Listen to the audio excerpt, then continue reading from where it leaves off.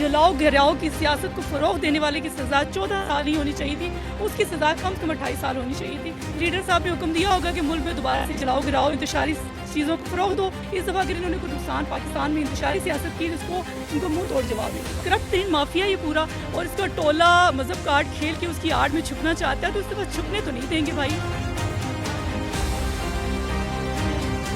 अस्सलाम वालेकुम नाज़रीन, मैं हूं अहमद रियाज बलोच और आप देख रहे हैं WM न्यूज़। नाज़रीन, इस वक्त हम मौजूद हैं पंजाब असम्बली में और हमारे साथ पार्लिमानी सेक्रेटरी बराए इत्तलात शाज़िया साहिबा मौजूद हैं। उनसे गुफ्तगू करते हैं। बहुत शुक्रिया मैडम आपके वक्त का। बताइएगा कि बानी PTI को 14 साल कैद की सज़ा हो गई बिलाहिर, और अब वो उनकी जानिब से तहरीक इंसाफ की जानिब से ये दावा किया जा रहा है कि ये हाई कोर्ट्स में जाके बड़ी कोर्ट्स में जाके ये खारिज हो जाएगी ये सज़ा। क्या कहती हैं आप पूरी सूरत? देखिए, ख़ुद को सादिक और अमीन कहने वाली पार्टी, एक पूरा टोला उसका सरगुना वो करप्शन में मुलविस रहा, और जिसने 4.5 साल दौरे हुकूमत में मुल्क की मईशत का बड़ा गर्क किया, यूथ को नुकसान पहुँचाया, यूथ को गुमराह किया और उसको ढाल बना के जिस तरह करप्शन की 14 साल जो सज़ा है, ये मेरी नज़रिए में मेरी सोच के मुताबिक सज़ा बहुत कम है। क्योंकि जिस तरह उसने लूट मार की और साबित हो गया वो करप्ट तरीन इंसान है, और हम लोग कहते आए, बारहा कहते आए इसने करप्शन की, लेकिन अभी तो 190 मिलियन पाउंड की ये करप्शन साबित हुई, अलकादर ट्रस्ट की करप्शन साबित हुई है, और अदालत में केस चला है और 4 दफ़ा चला है, और चौथी दफ़ा बार उसके बाद फैसला आया है, और ये केस आगे चले जाएँ। अदालतों से ही रिलीफ मिलने, अदालतों ने फैसले देने हैं भाई। हमने तो फैसला दिया कौन नहीं कि हम कहें जी हमने कोई फैसला दिया इसको रिहा हमने करना है। जाएँ इससे बड़ी अदालत में जाएँ, जाके अपील दायर करें, दोबारा से केस को चलाएँ, तो जो भी फैसला आएगा वो हमें भी कबूल होगा। लेकिन मेरे नज़रिए के मुताबिक एक करप्ट तरीन लीडर, पाकिस्तान को नुकसान पहुंचाने वाला, पाकिस्तान में जलाओ घिराओ की सियासत को फ़रोग़ देने वाले की सज़ा 14 साल ही होनी चाहिए थी, उसकी सज़ा कम से कम 28 साल होनी चाहिए थी। और उसके बाद का ये इनकी जो टोला है, जो एक ज़ाहिर है आगे से लीडर के जो भी चेले होते हैं और लीडर की राह पे, लीडर की हिदायत पे चलते हैं, वो चाहते हैं कि लीडर साहब ने हुक्म दिया होगा कि मुल्क में दोबारा से जलाओ घिराओ इंतशारी चीज़ों को फ़रोग़ दो, तो करते आए। लेकिन इस दफ़ा इंतशार चलने वाला नहीं है। इस दफ़ा हुकूमत मुस्लिम लीग नून की है, पंजाब में मुस्लिम लीग नून की स्ट्रॉन्ग हुकूमत है। इस दफ़ा हम पंजाब का होने नहीं देंगे और वफाक में भी हम कोई चीज़ नुकसान होने नहीं देंगे। इस दफ़ा अगर इन्होंने कोई नुकसान पाकिस्तान में इंतशारी सियासत की, तो उसको इनको मुँह तोड़ जवाब मिलेगा। अच्छा, अब ये तहरीक इंसाफ की तरफ से बयानिया सामने आ रहा है कि वो एक फलाही काम के लिए बनाया गया था, उस एक ट्रस्ट को, अलकादर ट्रस्ट को, और फिर वहाँ पर मजहबी तालीम दी जा रही थी। आप इस पूरी सूरत हाल को कैसे देखते हैं? देखिए, मजहबी तालीम जिस तरह उन्होंने सादिक और अमीन का नारा लेके आए, 100 दिन की बड़ा कुछ उन्होंने उनके बुलंद बेबाक जो दावे थे, वो आपको याद नहीं है, शायद दोहराती चलूँ कि वो जो दावे थे उन्होंने मज़हब कार्ड खेला। मज़हब कार्ड को खेलते हुए उनकी जो पीरनी साहिबा थी जिनके पास मुवक्किलात थे, और फ़रा गोगी जो उनकी फ्रंट मैन थी, जो पैसे को सिक्योर करती थी, शहजाद अकबर साहब के बयानात भी आपने सुने होंगे।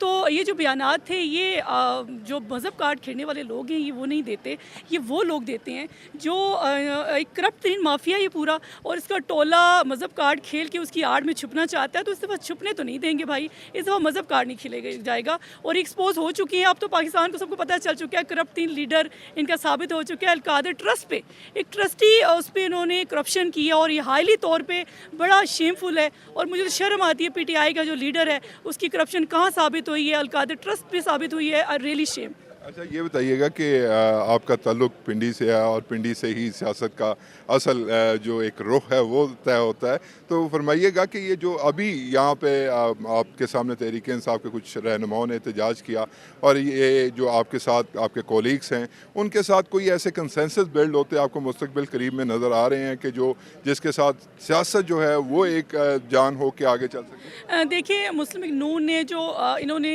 मुल्क की मईशत का जो बेड़ा गर्क किया, उसके बाद जो हमारी 14-15 माह की जो गवर्नमेंट थी, उसमें मुल्क को डिफ़ॉल्ट होने से जो बचाया था, वो मल्टीपल जमातों को साथ लेके एक दस्ते बाजू बन के हमने मुल्क को डिफ़ॉल्ट होने से बचाया, और वही स्लोगन, वही पॉलिसीज़ लेके हम लोगों ने दोबारा वफाक में गवर्नमेंट बनाई, और सारी मल्टीपल जमातों की राय के साथ, मुतफ़िक़ा राय के साथ, सलूक व इत्तफ़ाक़ के साथ गवर्नमेंट चला रहे हैं। और देखिए, इंतशार किसी भी गवर्नमेंट को, किसी भी इदारे को पसंद नहीं होता।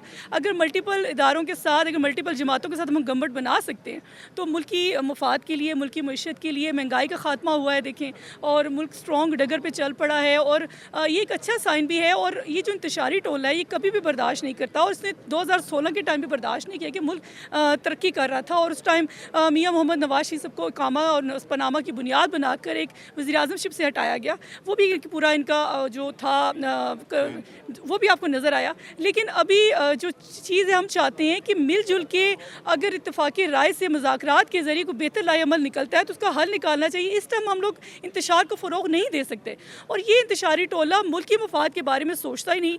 ये अपनी ज़ाती अना को लेके, अपनी ज़ाती मफादात को लेके बहतान तराशी, गालम गलोच की सियासत को फ़रोग़ करता आया। तो ये चीज़ें बंद होनी चाहिए। अब आवाम बहुत थक चुके हैं, अब आवाम रिलीफ चाहते हैं, अब आवाम कुछ बेहतरी चाहते हैं। बेहतरी आ रही है तो खुदारा इन चीज़ों को कंट्रोल होना चाहिए। बहुत शुक्रिया। शाजिया रिजवान साहिबा थी, बता रही थी कि मुस्तकबिल करीब में जो बानी PTI की सज़ा के हवाले से जो आला अदलिया में जाने की एक प्रैक्टिस है, वो यकीनी तौर पर उनके मुताबिक सज़ा 28 साल होनी चाहिए थी, 14 साल की बजाय।